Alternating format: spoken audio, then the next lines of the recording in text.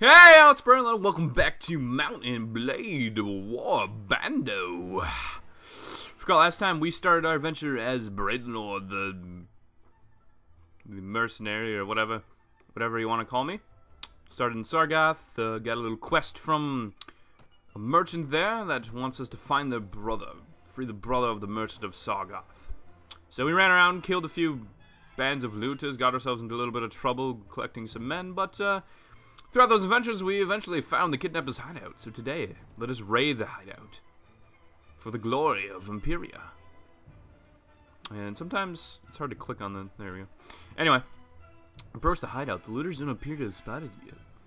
So, basically, in these kind of battles, when you attack hideouts, you can only bring, I think, 7 men total.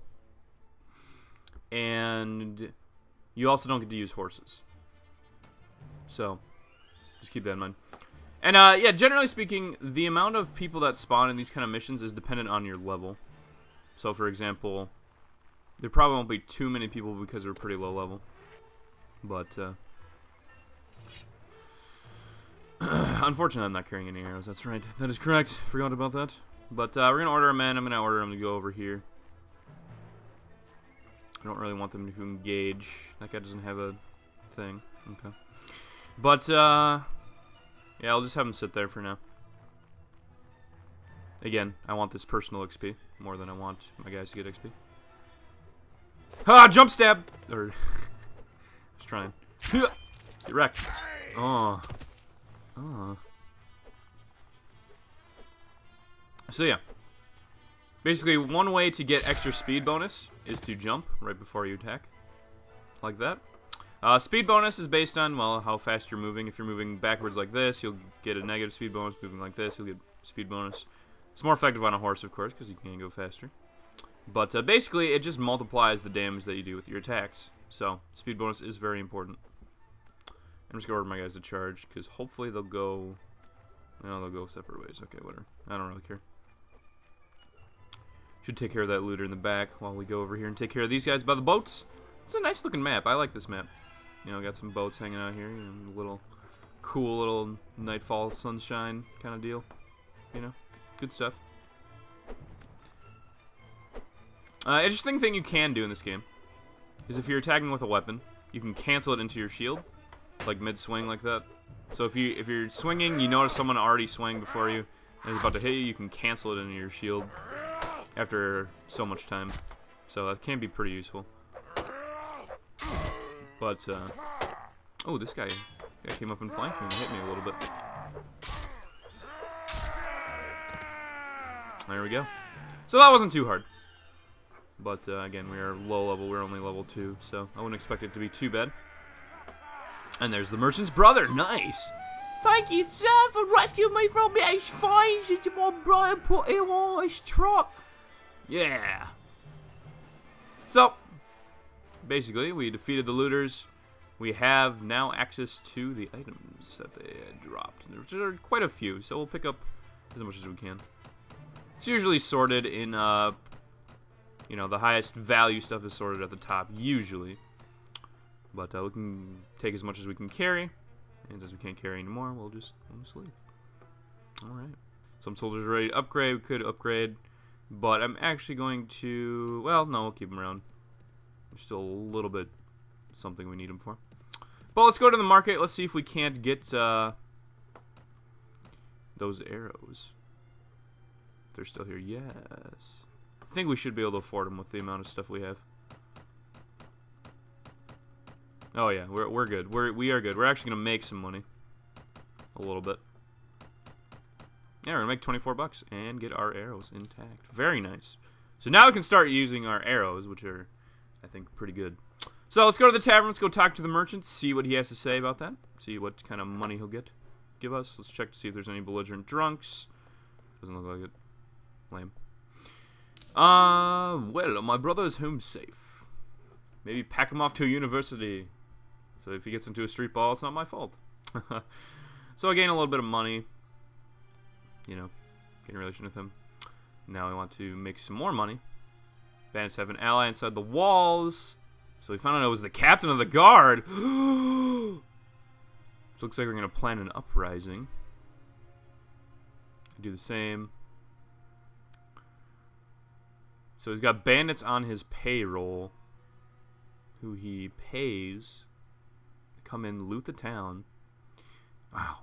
What a corrupt dude. So I'm going to try to take this to the attention of the king, who is the lord here. King Ragnar. And we're going to cause a little uprising in the streets.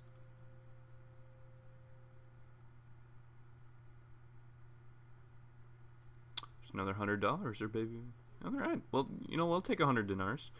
I like that. So let's read them in. And we're pretty much full health, so let's go now. Yeah, let's nervous looking men with their daggers praying at enemies have not been alarmed. But we're gonna get our bow ready. We're just gonna try shooting one of these guys. There we go. You know, technically that counts as a friendly troop damage because they weren't enemy at the point. But you know what? Okay. It was good. Ugh. Ugh. Ugh. Chaos in the streets. Oh, hey. Hey. Hey. Ow. Ow. Ow. Ow. See if we can't snipe him. Nah, probably not.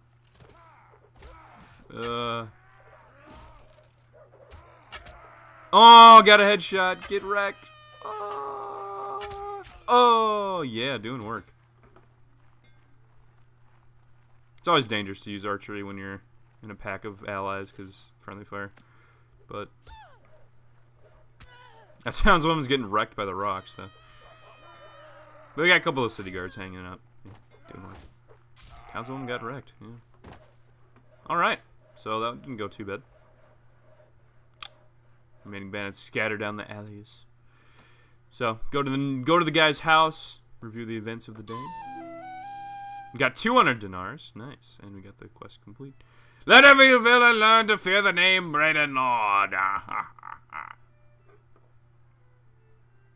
So they pinned him down in a back room, dragged him before King Ragnar, explained what was going on. So hopefully King Ragnar won't be too mad that we caused an uprising in his town. Yeah, that would be I'd say that's a good thing. So let's go to the tavern and see what the guy says.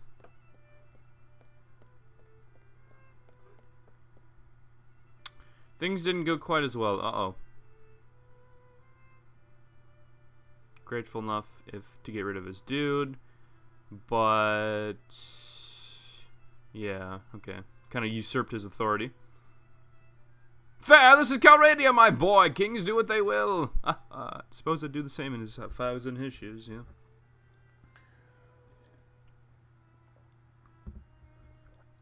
Decided I'm not worth hanging. Okay.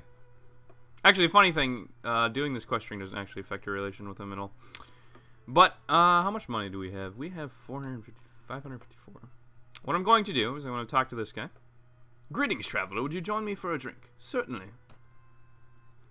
Bathshir, son of Azebe, grandson of Bazadon. Were you not a barbarian, you would likely know from my lineage that I'm a roan horse Kurgat of the Highlands. You might be able to guess why I'm so far from home. People feud with the tribe of Humion. The Khan himself ordered us to cease, but save for the men in the wars of Calradia. But I know my rights. So he was fighting the enemy when it was not appropriate. In the meantime, while I'm exiled, any opportunities to learn and live living with my sword could be most welcome. That's the spirit. Might be able to offer you something. Well, that's the most generous offer. I shall not betray you as long as you don't betray me. Hand me some salt. As customer people certainly have some salt. Now, interestingly enough, there is an item called salt that you can get, but you don't actually need it. It's just kind of like I don't know, it's a weird little thing. Certainly have some salt. It's like, just like a thing you can say. But, I asked for 400 dinars from you. And, yeah, we'll get him. So this is a first example of a companion. And I'll back out of here just to show you what this means. And we're actually going to get rid of our guys because, well, they cost upkeep. And basically, as you notice, if we hover around our guy, we have speed of 6. Now, every infantry unit you have kind of reduces your speed a little bit, down to like a base of about 4. But every cavalry unit you have kind of increases your speed a little bit. So we're going to get rid of these guys. They're not going to be too useful for us at this moment. And, you know, don't want to just be slow. See, we have a speed of 7.5, which is actually pretty important that you go a little faster in the early game. But, as you can see, Bathshire also has a percentage meter. He acts like a character, just like me. So we can look at him. We can ask him what his equipment is. We can actually outfit him with equipment, just like we can ourselves, which is pretty cool. We can also look at his skills. He has a full skill tree, just like we do. And he will level up, just like us, and he'll gain skills and abilities. So, he's basically just like another customizable character. You can't rename him. Like, you can type in stuff, but it doesn't actually stick. But yeah, we will be taking this guy with us and, you know, taking over the world with him. So he'll be part of our entourage.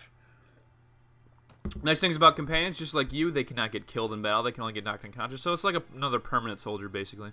Although, you know, if you lose too many battles, you know, he has morale as well. So he will leave the party if his morale suffers too much. But it's not too hard to keep the morale up, in my opinion. It does cost some lethal age, but early in the game it's not too much. So yeah, we got our two little guys here. Let's take a little rest-a-mundo, because we're a little low in health, and then I'll kind of figure out what we need to do from there. Basically, we have free reign to do what we want. And initially, my goals are... Oh my gosh, somebody rebelled and joined the Norse. Anyway, initially, my goal for this campaign is to become a king myself.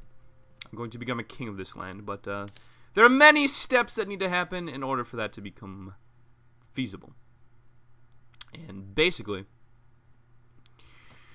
what we have to do, gain our renown, gain honor, and basically just grow our personal fighting skills, grow our, you know, just grow our skills and stuff, good things like that. This is what we need to do.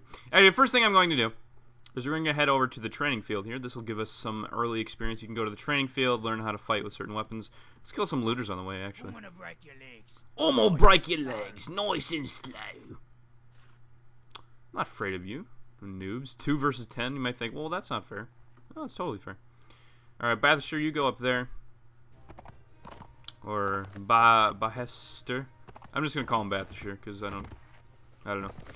Anyway, this is good target practice. Looters have no or low to no armor, so arrows are very effective against them.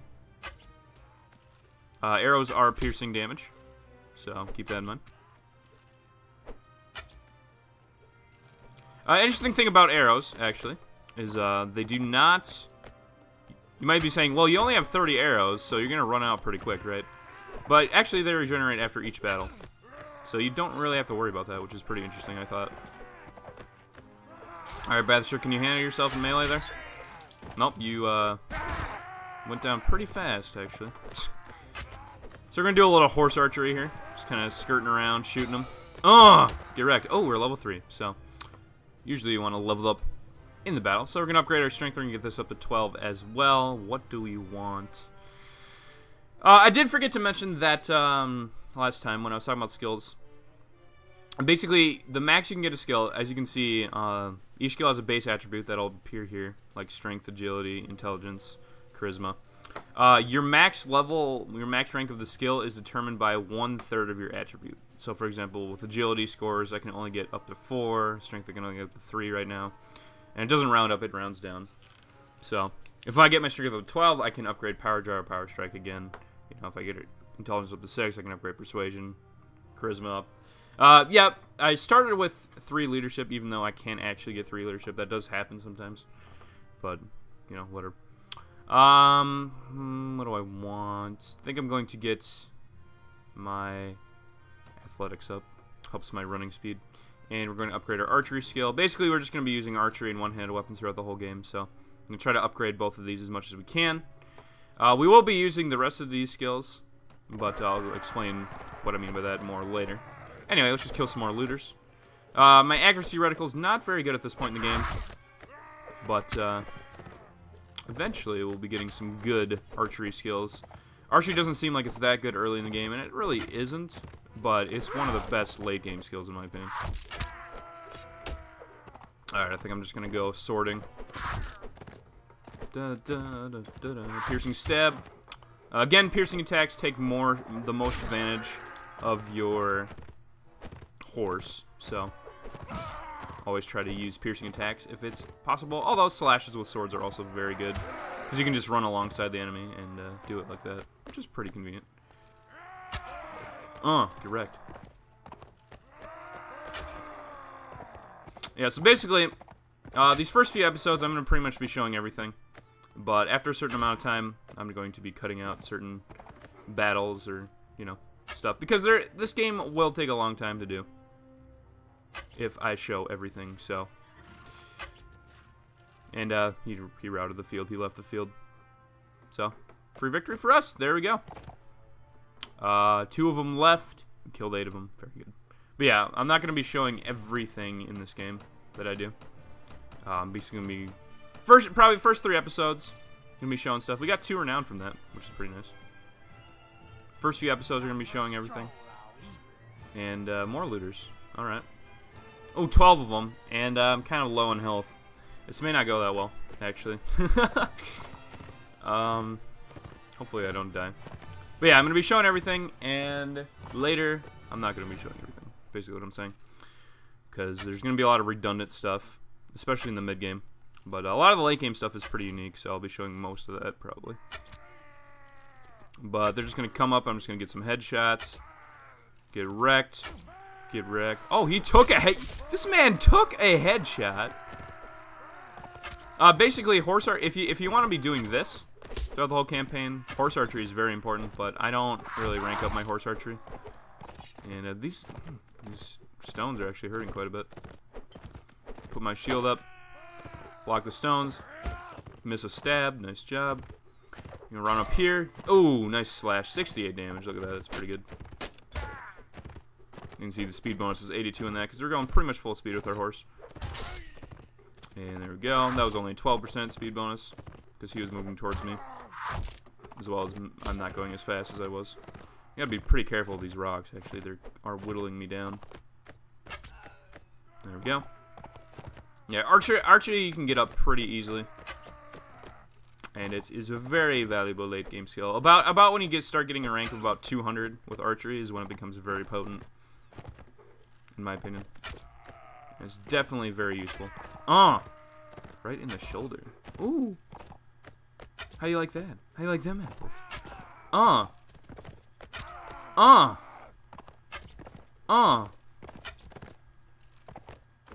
So yeah. This is a pretty fun game, I will say. And very entertaining. And they're running away from one guy. I think that's pretty fun. Oh my gosh, I can't hit this guy. Can't hit this guy for the life of me. Oh! Over the hill headshot. It didn't kill him, though. Alright, I got one more arrow. Can we finish him off?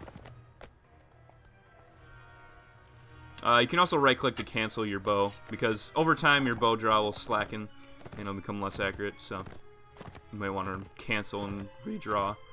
No! He ran away. Dang it. So basically, when you hit the edges of the map, you can route. Or you can just hit tab to leave the battle. We got 2 more renown. Party game morale. Bathisher's still injured. Now, basically, when you can fight when you're at 10% or higher. Your companions can only fight when they're at like 30% or higher. So keep that in mind. And farmers are an interesting type of unit. We'll go into more about mercenaries and stuff like that later, but for the most part, I try to avoid those because they end up costing more in the long run. And I'm actually going to watch to see so I don't run into people anymore. Go over to the training field. Again, control space to move faster, which is very useful. And we can go down and speak with the trainer and get some personal training. Good day, Lord. Let's just move on to practice. 4 stages. 4 stages of 3 fights each. 3 against novice fighters. We are fighting at low health. Maybe might want to heal up, actually, but we'll get as far as we can. There we go. So basically we're fighting naked because we want to. I don't know. But we'll keep fighting. Individually, don't get much experience for each of these fights, but we get more experience when we beat a section. So we get 4 kind of big experience chunks. And it just kind of helps out your early levels, so I would suggest doing it. Plus, it helps gets you some practice with, blocking and attacking with different weapons. It's pretty useful. So, let's keep going on. Gonna block that, counter, parry, get wrecked. Of course, these are novice fighters. The AI is not very good with novice fighters because, well, they're supposed to be novice, so they don't really do much. Good fight, and we get 100 bonus experience. So, we're on to the tier 2 of regular fighter. Let's see how we can do against them. Counter, counter. Pretty good fighter. Most weapons have a kind of delay period if you hit off of a block or off of a parry, so you can, if you block something and then attack quickly afterwards, you can counter pretty nicely. That's usually what I'll be doing in melee fights like that. Pretty easy. It's very hard to parry on a horse, on horseback, but it is something to do. Oh, yeah, that's something I didn't talk about. You can use E to kick. It knocks people away and kind of interrupts them, but it's not too useful. But it's just a thing you can do. It looks funny. In fact, maybe I'll try to do it in this next fight. Hey! Nope. That didn't work out. But you don't really lose anything for losing. Alright. Take it serious. Ugh! Here! Here! Direct! I'm a pole. So yeah, polearm skills include staffs, spears, kind of anything with a long reach. There are some weapons that count as two-handed weapons or polearms, depending on how you hold them. And there are a few weapons that have different holding methods, and you hit X to switch between them. We probably won't see any of those for a while, but for now, just remember that. You know, it's a good thing to remember. You know? Ooh, ooh. Ooh, come on, two-handed sword guy. Come on, two-handed sword guy. Ah! Eat it. Now, interestingly enough, proficiencies are based on the, based on the amount of damage you do. And we got to level 4. Okay. Proficiencies are based on the amount of damage you do and the rank of the opponent. So, for example, if you're killing, like, a king, with, like, if you get a headshot on a king and knock him out, with your archery, you'll get a lot more experience for your proficiency than if you like headshot a looter, you know. So, just keep that in mind. Training on looters can only get you so far. Even though you might be doing as much damage to looters as you are to other people, you get more experience by fighting higher level opponents, which is interesting. I like that. More incentive to fight harder armies as the game progresses. You know, it's kind of a natural progression there. Oh, get slashed. Come at me, bro. Oh. Alright, so we're slogging through the veteran fighter fights, and then comes the champion fighters, which will be interesting. Ooh, one-handed. Better one-handed weapon up. Yeah, basically, you can tell the rank of your opponent by the amount of experience they give. So, for example, these guys that we're fighting are technically worse than looters for experience purposes. Ooh, nice job, champ fighter. Got me with that swing. Champion fighters might be a little difficult to do with like almost no health. We'll see. If I lose like 2 or 3 in a row. Oh gosh! I didn't even block that one. That was my bad. Alright. Try it again. Do it again. Do it again. There we go. Champion fighter. 420 XP. That's pretty good for wooden fighting, I will say. And this won't be the only time in the game that you see wooden weapons like this. Training weapons. And I'll go into more of that later. But,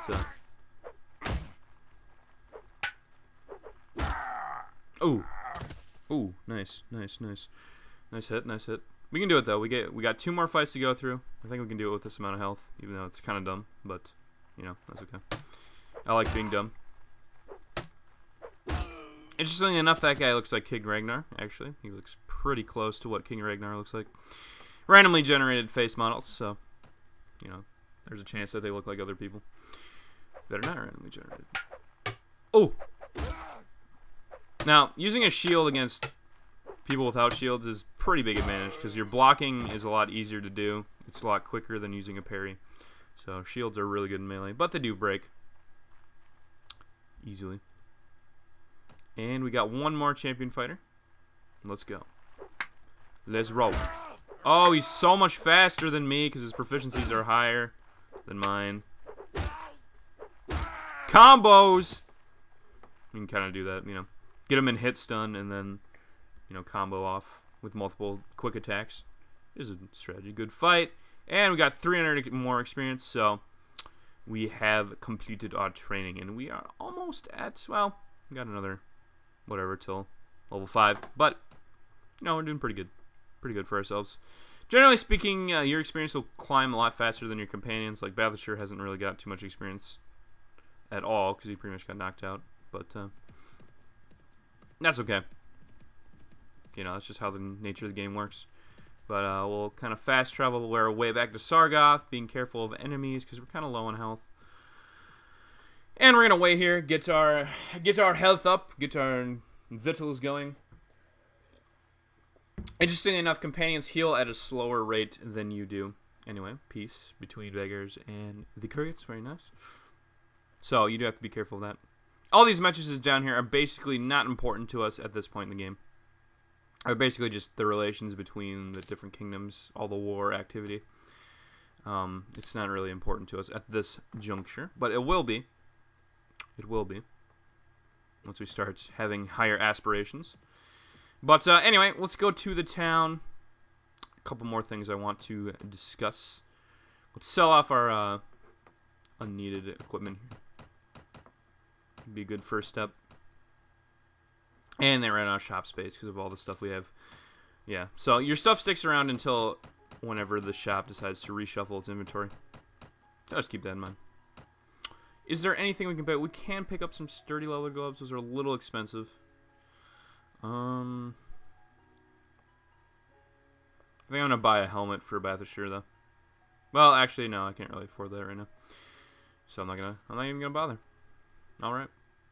Let's go to the tavern real quick, see if there's anybody else here that we want to recruit. Artimeter, no.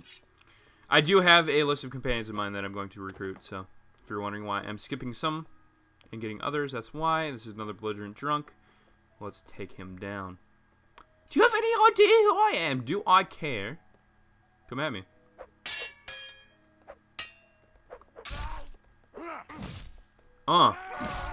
They have so much HP. It's ridiculous. Such a waste. But I got another one-handed proficiency, got a good amount of experience, and a little bit of money. And a Noric sword, of course. So it's definitely not a bad idea to fight those guys when you can. Definitely not a bad idea. But anyway, I want to show off what the arena is here. Because this is going to be very important for us as we try to gain our popularity in the world. And as you can see, the rain is going through the roof. Because it's OP. You can hit the tilde or whatever you want to call that key up on the top left to kind of have a panoramic view of your guy. So if you want to look at how your guy looks with all of his equipment, you know, you can do that. Our guy doesn't look too splendiferous right now. He's pretty poor. There's some guys fighting down there. But this is the tournament arena. This will become very important for us later in the game, like I said. So we can target this guy. Won't be a tournament here anytime soon. So they home tournaments here. Tell me about the melee fights. There is melee fights that you can do here for a little bit of training. I think I'll do one of those real quick. Can I join too? Good, that's what I'm going to do. So basically, this is just an endurance test. This guy's got wooden arrows that knock you out if they kill you, which doesn't make any sense. So we're going to go after this guy. But basically, if you can survive all the way, you get like 200 dinars. You know, it's not really worth the amount of time you have to spend doing it. But it's basically just here for the training. And we're not going to get very far in this, I don't think. Mostly because our guy's pretty low level, so he's not too good at this. Oh, then we got that guy. All right. A little bit of experience, a little bit of training. But basically, later in the game, there will be tournaments. Like actual legitimate tournaments. And those, you know, you're dressing up in cool gear. You know, it's like classic medieval tournaments. Each city has kind of like different equipment that everybody uses, and we lost there. That's fortunate, but everybody has different equipment. You know, you just fight, and if you win the tournament, you gain a large amount of renown. You get a good amount of money, and you can place bets on yourself too. So no prize money because I only took 2 guys down, but yeah, that's okay. But that'll be more important later. For now, we're going to talk to the guildmaster, and we're going to get a quest to help the city. Do you happen to have a job for me? If you're looking for someone to deliver some wine, perhaps you can do that. If you take 10 units of wine into Krabba in 7 days, you'll get 310 dinars. What do you say? Alright, I'll make the delivery. So basically, town quests are good in the early game to get some early game money, as well as, you know, kind of experiencing the world. Getting some, and every town quest you do builds the favor with the town, so you can get goods like that. Building favor with the town reduces prices in the town, and, you know, lets you do other things later in the game. So Derquaba's over here, all the way over in the Serenade Sultanate, so we'll be traveling there. It'll probably be the last thing we do for this episode. But you can click on that, it'll pan back to your army automatically if you don't move anything. So we'll go ahead and do that.